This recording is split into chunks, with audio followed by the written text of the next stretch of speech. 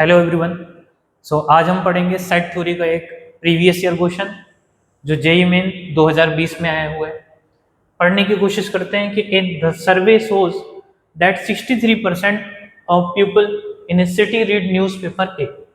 मतलब एक सिटी के अंदर अगर हम 100% को मानते हैं तो उसमें 63% लोग ऐसे हैं जो ए न्यूज़पेपर को पढ़ रहे हैं एंड 76% रीड न्यूज़पेपर भी, और 76% लोग ऐसे हैं जो बी न्यूज़पेपर को पढ़ रहे हैं। If x% of the people read both the newspaper, हमारे पास x% लोग ऐसे हैं जो दोनों न्यूज़पेपर को पढ़ रहे हैं, then possible values of x can B.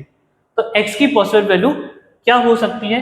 हमारे पास चार ऑप्शन है। Option A 37, option B 55, option C 29 and option D 65। चलो देखने की कोशिश करते हैं। जैसे ही हमने इस कॉन्सेप्ट को देखा तो हमें कुछ कुछ बातें पता होनी चाहिए। जैसे इसमें दो साइड के बारे में बात कर रहा है, उसके इंटरसेक्शन यानी दोनों को रीड करने वालों पर्सन्स की भी बात कर रहे हैं। तो इसका कंसेप्ट क्या है? सबसे पहले हम इसके कॉन्सेप्ट की बात कर लेते हैं। तो इसमें कुछ कुछ बातें आपको पता होनी चाहिए। जैसे कंसेप्ट है कि दो सेट का यूनियन जो लिखते हैं ए यूनियन बी, वो क्या होता है?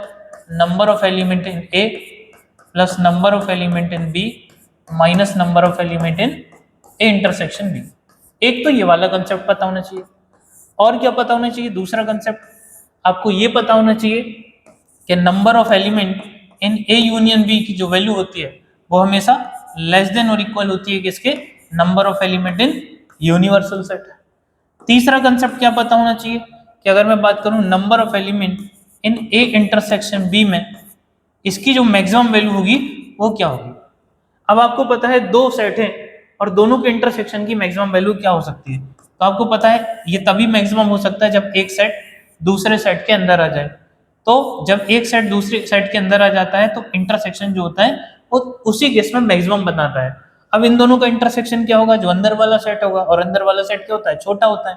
तो अगर मैं ये कहूँ कि एक सेट ये है और दूसरा सेट ये है, तो दोनों सेट, अगर मैं इसका नाम ए और इसका नाम बी रखता हूँ, तो दोनों सेट में जो मिनिमम होगा वो इंटरसेक्शन की मैक्सिमम वैल्यू को बताता है। तो ए इंटरसेक्शन भी मैक्सिमम कितना होगा बताइए जरा। तो ए इंटरसेक्शन भी मैक्सिमम जो होगा वो होगा minimum of A comma B. A और बी में जो मिनिमम है वही इंटरसेक्शन का मैक्सिमम होगा। और यहाँ पे अगर हम देखें तो ए यूनियन बी हमेशा लेस देन इक्वल टू कितना होगा? Number of element in universal. Universal का मतलब सब कुछ। अब अगर हम सवाल के रेफरेंस को देखें, कंसेप्चुअली हमें ये तीन चीजें पता होनी चाहिए सवाल को करने के लिए। तो एक सर्वे में 100% लोगों की बात हो रही है, तो इसका मतलब जो नंबर ऑफ एलिमेंट होंगे, टोटल एलिमेंट यानी यूनिवर्सल सेट के अंदर नंबर ऑफ एलिमेंट जो होंगे, वो परसेंटेज को अगर मैं 100% लिखता हूँ तो मैंने उसको 100 लिख दिया। अब मैं कहीं परसेंट नहीं लगाऊंगा, यहाँ पे मैंने 100 लगा दिया। तो यहाँ से मुझे एक बात पता चल गई कि ए यूनियन बी की जो मैक्सिमम वैल्यू हो सकती है वो कितनी हो सकती है? 100 हो सकती है, क्योंकि या तो यूनियन यूनिवर्सल से छोटा होता है या उसके बराबर। तो ज्यादा से ज्यादा यूनियन के बराबर हो, यूनिवर्सल के बराबर हो सकता है ये वाला यूनियन। तो मैक्सिमम वैल्यू कितनी हो सकती है? 100। एक बात ये पता है। अब मैं इस वाले फॉर्मूला का यूज करूंगा। तो जो जो मुझे पहले से पता है इस क्वेश्चन में, पहले उसकी बात करते हैं। तो 63% लोग जो है ए न्यूज़पेपर को पढ़ रहे हैं, तो नंबर ऑफ एलिमेंट इन ए कितना हो जाएगा? 63 हो जाएगा। 76% बी को पढ़ रहे हैं, तो number of element in B जो होगा वो 76 हो जाएगा। और x% दोनों न्यूज़पेपर को पढ़ रहे हैं, तो number of element in A intersection B कितना हो जाएगा? x हो जाएगा। अब मेरे पास जो फॉर्मूला है A union B is equal to कितना? Number of element in A plus number of element in B minus number of element in A intersection B. तो आप देख सकते हैं कि नंबर ऑफ एलिमेंट इन जो ए जो है वो 63 है, और ये इसकी वैल्यू कितनी है? 76 है। अब आपको पता है कि और इसकी वैल्यू कितनी है? x है, तो माइनस x। अब मुझे x की वैल्यू चाहिए, तो A intersection A union B जो इधर लिखा हुआ है, अगर ये जो माइनस x है उधर जाएगा तो प्लस x हो जाएगा, और ये जो प्लस में है उधर जाएगा तो माइनस में। तो इन दोनों का मैं सम कर लेता हूं, तो 6 + 3 9 होता है, और 6 6 12 और 1 139 माइनस ये प्लस का था उधर जाएगा, तो number of element in A union B.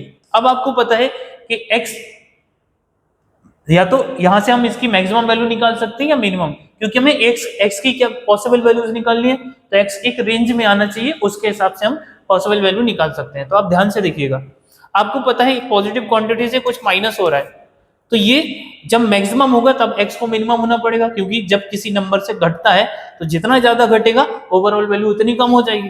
तो अगर ये मैक्सिमम हो गया तो x उस पॉइंट ऑफ टाइम पे क्या हो जाएगा, मिनिमम हो जाएगा। तो x की मिनिमम वैल्यू क्या हो जाएगी, जब ये यूनियन मैक्सिमम, और यूनियन मैक्सिमम कितना हो सकता है 100, तो अगर मैं इसको 100 लिख दूंगा तो x की मिनिमम वैल्यू आ जाएगी, और वो कितनी हो जाएगी 139 minus 100 that is equal to 39। तो x की मिनिमम वैल्यू कितनी आ गई 39। अब x की मैक्सिमम वैल्यू के लिए, x क्या है, दोनों का a और b का इंटरसेक्शन, तो आपको पता है a इंटरसेक्शन b मैक्सिमम कब होता है, यानी x मैक्सिमम कब होगा, इन दोनों में मिनिमम ऑफ a, b। तो a की वैल्यू कितनी है 63 और b की वैल्यू कितनी है 76, तो दोनों का मिनिमम क्या होगा, मिनिमम 63 होगा, यानी जो x की मैक्सिमम वैल्यू होगी वो कितनी होगी, वो 63। तो आपको पता चल गया कि x मिनिमम 39 हो सकता है और मैक्सिमम 63 हो सकता है, यानी x की जो भी वैल्यू होगी वो ग्रेटर देन इक्वल टू कितना होगा, x मिनिमम मतलब 39 से बड़ा या इसके बराबर हो सकता है, क्योंकि इससे छोटा तो हो नहीं पाएगा, ये मिनिमम है,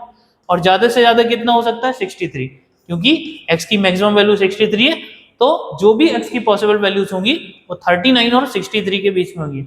अब हम ऑप्शन चेक कर लेते हैं। पहला जो ऑप्शन है वो कितना है 37, तो आपने देखा 37 जो है वो 39 से छोटा है, तो x की वैल्यू 39 से बड़ी है, उसके बराबर हो सकती है, तो 37 is not possible. Second option को अभी मैं थोड़ी देर के लिए देख लेता हूं कि 55 क्या है, 39 से बड़ा है और 63 से छोटा है, इसका मतलब x की वैल्यू 55 पॉसिबल हो सकती है, जो इस कंडीशन को सेटिस्फाइड कर रही है, यानी बी ऑप्शन सही हो जाएगा। आगे के बी ऑप्शन चेक कर लेते हैं, जैसे 29, तो x 29 नहीं हो सकता, क्यों, क्योंकि ये 39 से बड़ा है, तो 29 कभी नहीं पॉसिबल है। अब बात करते हैं 65, तो इसकी मैक्सिमम वैल्यू 63 तक हो सकती है, इसके आगे तो जाएगा नहीं है 63 के, और 65 उससे आगे का है, इसका मतलब डी ऑप्शन भी गलत हो गया। तो आप देख सकते हैं कि ये पूरा एक बेसिक एनालिटिकल क्वेश्चन था, बहुत ही बढ़िया क्वेश्चन है, ठीक है। ऐसे क्वेश्चंस आपको फ्यूचर में भी देखने को डेफिनेटली मिलेंगे।